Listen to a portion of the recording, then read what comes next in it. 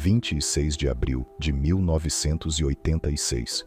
1h23 da madrugada, uma explosão no norte da Ucrânia liberou uma quantidade de radiação 400 vezes maior que a bomba de Hiroshima. O que deveria ser um teste de segurança de rotina se transformou no pior acidente nuclear da história da humanidade. Esta é a história de como a mentira, a incompetência e a tecnologia soviética criaram um inferno radioativo que ainda hoje contamina a Europa. Seja bem-vindo ao canal História em Colapso.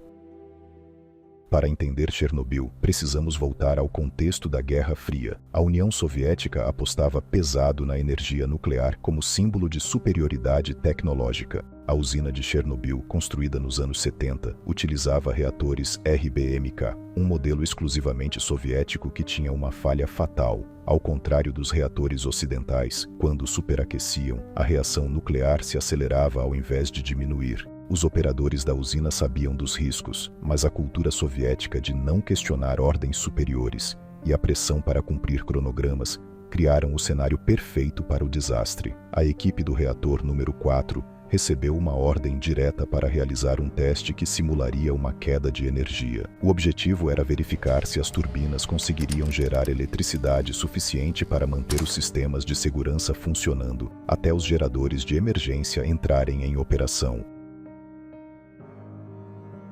O teste estava programado para o dia 25 de abril, durante o turno da tarde, com a equipe mais experiente, mas um atraso na rede elétrica de Kiev forçou o adiamento. O experimento acabou sendo executado na madrugada do dia 26, pelo turno da noite, uma equipe menos preparada. O engenheiro-chefe, Alexander Akimov, e o operador, Leonid Toptunov, começaram a reduzir a potência do reator. O procedimento era delicado. Era preciso baixar de 3.200 megawatts para apenas 700, mas algo deu terrivelmente errado. A potência despencou para apenas 30 megawatts, muito abaixo do planejado. Nessa potência baixa, o reator se tornou instável e quase impossível de controlar. O protocolo de segurança exigia cancelar o teste imediatamente, mas o supervisor Anatoly Dyatlov, conhecido por sua arrogância e desprezo pelos protocolos de segurança, ordenou que continuassem. Para aumentar a potência, eles retiraram manualmente quase todas as barras de controle, os freios do reator nuclear. Era como acelerar um carro depois de cortar os cabos do freio. Akimov percebeu que algo estava terrivelmente errado. A temperatura do núcleo disparou, mas era tarde demais. As barras de controle ficaram presas no meio do caminho. O reator havia se tornado uma bomba relógio. Era só questão de tempo para acontecer um desastre como nunca antes visto. O que aconteceu a seguir durou apenas alguns segundos, mas mudou o mundo para sempre. A potência do reator saltou para 33.000 megawatts, 10 vezes maior que o normal. A temperatura atingiu 4.650 graus Celsius, mais quente que a superfície do Sol. O combustível nuclear derreteu instantaneamente. O vapor d'água se transformou em uma pressão explosiva gigantesca. Duas explosões devastadoras em sequência destruíram completamente o reator. A primeira levantou a tampa de 2.000 toneladas do núcleo. A segunda arremessou fragmentos de combustível nuclear radioativo por quilômetros de distância. O incêndio no núcleo do reator atingiu os blocos de grafite, material usado como moderador nuclear para controlar a reação em cadeia. Esse incêndio gerou uma coluna colossal de fumaça radioativa, que subiu cerca de 1 quilômetro na atmosfera. Era como presenciar a explosão de uma bomba atômica, mas ainda mais devastador. O reator de Chernobyl continuaria despejando partículas letais durante vários dias.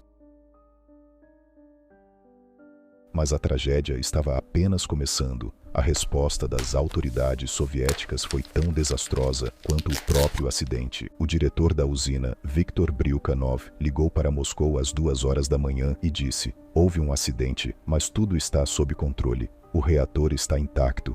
Uma mentira catastrófica que custaria milhares de vidas. Durante horas cruciais, as autoridades soviéticas negaram a gravidade da situação.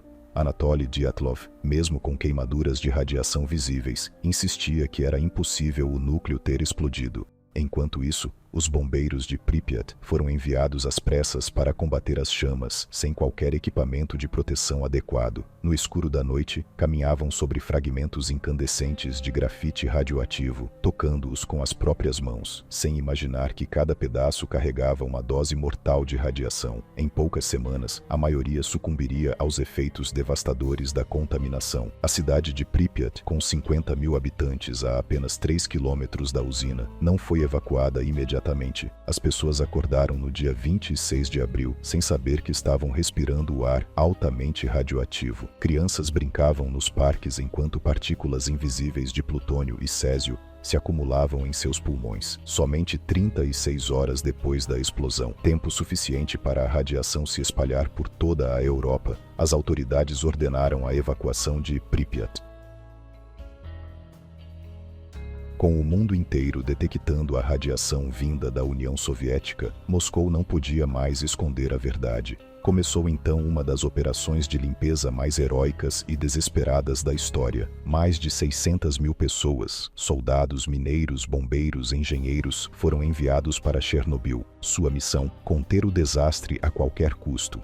Os pilotos de helicóptero voaram diretamente sobre o núcleo em chamas, despejando toneladas de areia, chumbo e boro para abafar o incêndio radioativo. Cada voo era uma sentença de morte. Mineiros de carvão cavaram túneis sob o reator para instalar um sistema de resfriamento e evitar que o núcleo derretido contaminasse o lençol freático de toda a Europa Oriental.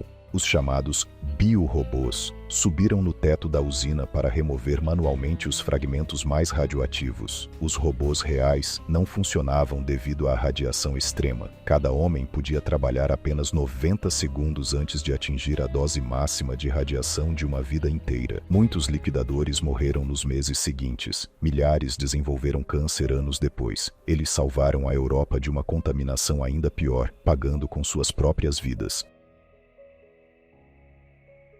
O acidente de Chernobyl criou uma zona de exclusão de 30 quilômetros que permanece inabitável até hoje. A cidade de Pripyat se transformou em uma cidade fantasma onde a natureza retomou o controle. Agricultores tiveram que destruir suas colheitas e rebanhos inteiros foram sacrificados. O número exato de mortes causadas por Chernobyl permanece controverso. Estimativas variam de algumas milhares a mais de 100 mil pessoas, considerando cânceres e doenças desenvolvidas ao longo das décadas. Mas talvez a maior consequência tenha sido política. Chernobyl expôs ao mundo a incompetência e as mentiras do sistema soviético. A abertura forçada de informações sobre o acidente acelerou as reformas de Gorbachev e contribuiu para o colapso da União Soviética. O próprio Gorbachev disse anos depois: Chernobyl foi talvez a verdadeira causa do colapso da União Soviética. O custo do acidente, em termos econômicos e políticos, foi devastador. Quanto aos responsáveis pelo desastre, Viktor Bryukhanov,